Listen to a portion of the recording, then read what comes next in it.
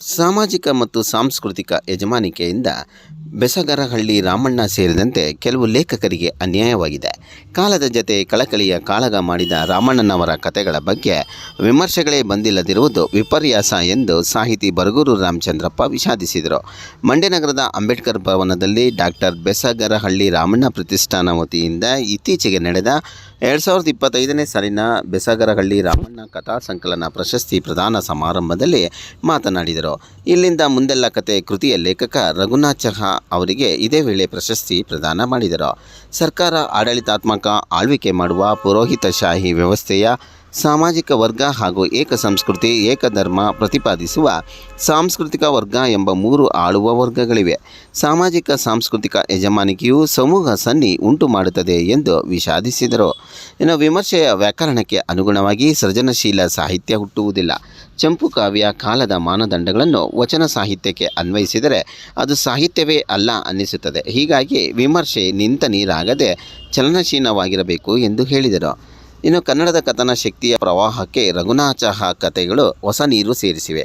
ವಿವೇಕ ಸಂಯಮ ಹಾಳಾಗದಂತೆ ಕತೆ ಬರೆದಿದ್ದಾರೆ. ನಿತ್ಯಾನಂದ ಬಿ ಶೆಟ್ಟಿ ಕನ್ನಡ ಪ್ರಾಧ್ಯಾಪಕ ಸಂವಾದವನ್ನಾಗಿಸಿವೆ. ಗ್ರಾಮೀಣ ಅಸ್ಮಿತೆಯಿಂದ ಸಾಮಾಜಿಕತೆ ಕಡೆಗೆ ಮುಖ ಮಾಡಿವೆ ಎಂದರು.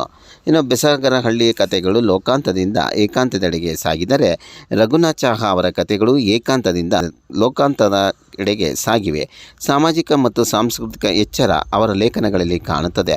ಹೊಸ ತಲೆಮಾರಿನ ಬಗ್ಗೆ ವಿಶ್ವಾಸ ಮೂಡಿಸಿದೆ ಎಂದು ಸಂತಸ ವ್ಯಕ್ತಪಡಿಸಿದರು.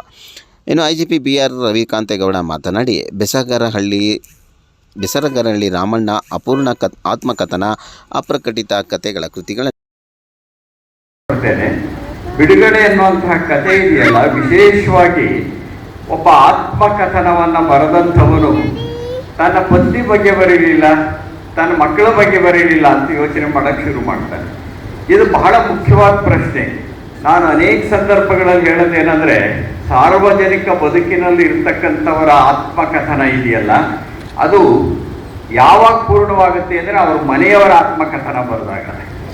ಅವ್ರ ಮನೆಯವರ ಆತ್ಮಕಥನ ಬಂದಾಗ ಸಾರ್ವಜನಿಕ ಬದುಕಿನಲ್ಲಿರ್ತಕ್ಕಂಥ ವ್ಯಕ್ತಿಗಳ ಆತ್ಮಕಥನ ಪೂರ್ಣ ಆಗುತ್ತೆ. ಅಲ್ಲಿ ಒಂದು ವಿಮರ್ಶೆ ಅನ್ನೋದು ಯಾಕೆ ಮಾತು ಹೇಳ್ತಿದ್ದೀನಿ ಅಂದರೆ, ವಿಮರ್ಶೆ ಒಂದು ಸಾಂಸ್ಕೃತಿಕ ಯಜಮಾನಿಕೆಯನ್ನು ತೋರಿಸ್ತಾ ಹೋದರೆ ಬೆಸಗರಹಳ್ಳಿ ರಾಮಣ್ಣ ಅಂತವರಿಗೆ ಅನ್ಯಾಯ ಆಗುತ್ತೆ ಅಂತ. ಸಾಂಸ್ಕೃತಿಕ ಯಜಮಾನಿಕೆಯನ್ನು ಯಾವುದೇ ವಿಮರ್ಶೆ ತೋರಿಸಬಾರ್ದು. ವಿಮರ್ಶೆಯ ವ್ಯಾಕರಣ ಇದೆಯಲ್ಲ, ಅದಕ್ಕನುಗುಣವಾಗಿ ಸೃಜನಶೀಲ ಕೃತಿಗಳು ಹುಟ್ಟೋದೇ ಇಲ್ಲ.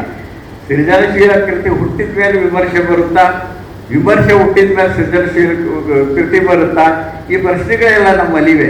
ನಮಗೆ ಬಹಳ ದಿವಸದಿಂದ ಆಸೆ ಇತ್ತು, ನಮ್ಮನ್ನ ನಾಡೋಜ ಶ್ರೀ ಬರಗೂರು ರಾಮಚಂದ್ರಪ್ಪನವ್ರನ್ನ ಕರೀಬೇಕು, ಅವ್ರ ಮಾತನ್ನು ನಾವು ಕೇಳಬೇಕು. ಯಾಕಂದರೆ ಡಾಕ್ಟರ್ ಬೆಸಗರಹಳ್ಳಿ ರಾಮಣ್ಣ ಮತ್ತು ಅವರು ಒಟ್ಟಿಗೆ ಕೆಲಸ ಮಾಡಿದವರು, ಒಟ್ಟಿಗೆ ಒಡನಾಡಿದವರು. ಹೀಗಾಗಿ ಅವ್ರನ್ನ ಕರಿಬೇಕು ಅಂತ ಹೇಳಿ ಬಹಳ ಆಸೆ ಇತ್ತು.